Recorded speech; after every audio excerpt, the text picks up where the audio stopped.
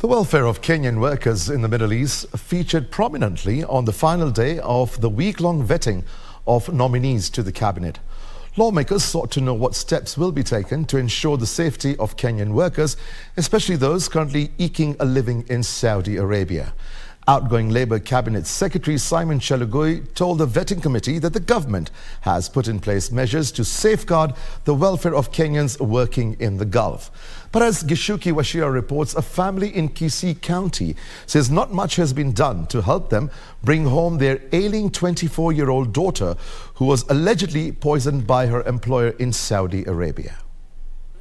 In Kisii South, 72-year-old Eunice Kerubo awaits the government intervention to bring her ailing daughter home from Saudi Arabia, where she was allegedly poisoned by her employer.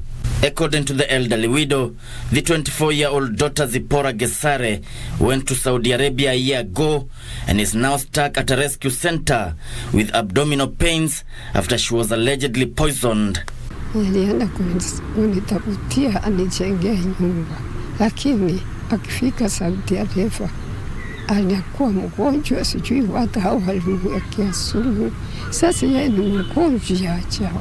Kemu Mashila, who was with Zipporah at the rescue center but managed to repatriate home, explains the troubles she and her friends went through in Saudi Arabia. Alipewa sumu na bosi wake mwezi wa 4, hajaipata matibabu hadi leo tu, amelala tu hapo deportation. Msichana yetu mnataka kwenda Saudi Arabia, usijaribu please, tafuta tu tunaweza fanya Kenya, tunaweza kusaidia. Saudi Arabia kuna mateso, kuna kupigwa, kuna kunyima chakula, salary unaweza fanya kazi usilipwe, alafu kuuliwa ni real. In Nairobi, members of parliament on Saturday sought to know what was being done to ensure protection of Kenyans in the Gulf.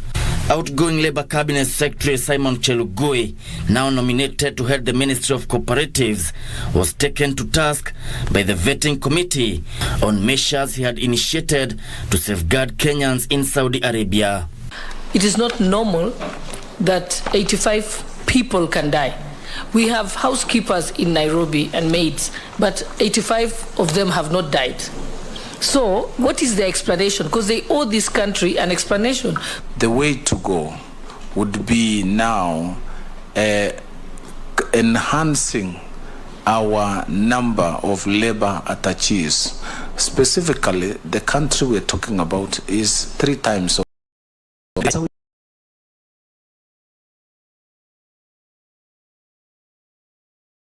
Arabia in various cities.